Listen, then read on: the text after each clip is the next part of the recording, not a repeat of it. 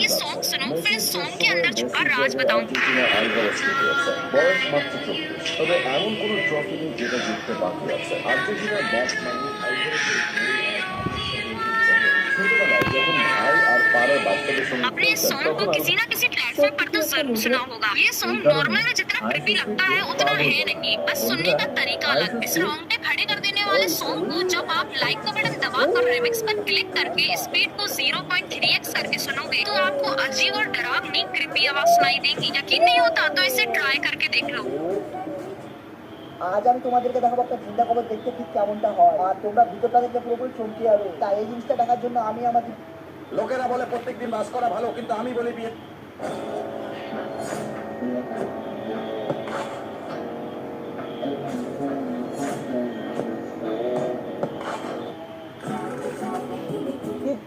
এই গ্লোবটা যে দেশের উপর থামবে ম্যাচ সোজা সেই দেশে উড়ে যাবে, আর যে কোনো একজন র্যান্ডম সাবস্ক্রাইবারকে 10,000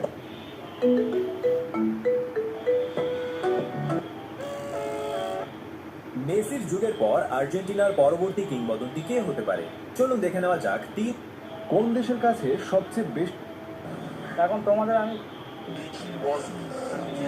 শুরু করো। চলো, লালটা ও সুন্দর নীল, ও হলুদটা চমৎকার, ও ধরো এটা, সবুজটা দারুণ, ও সুন্দর, আর কয়েকটা বাকি, শেষটা ঘরে ফেলো, পেয়েছি, বেগুনি, ও ও ও তাই করার জন্য এটা খুব গুরুত্বপূর্ণ, ও শেষটা লাল,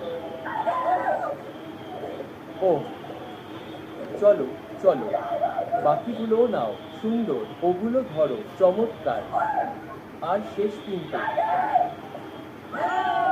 শুরু করো, সুন্দর নীল, ও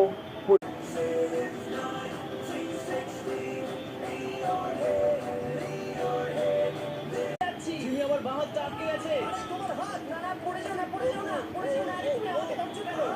ওদিকে কি খবর? ওকে ওকে ওকে খেলায় মন দাও। ওকে রিসেট। আমাদের একসাথে যেতে হবে। আটকে গেছে, এটাই আমাদের সুযোগ, আমরা খুব কাছে আছি। চলো আমাদের যেতে হবে।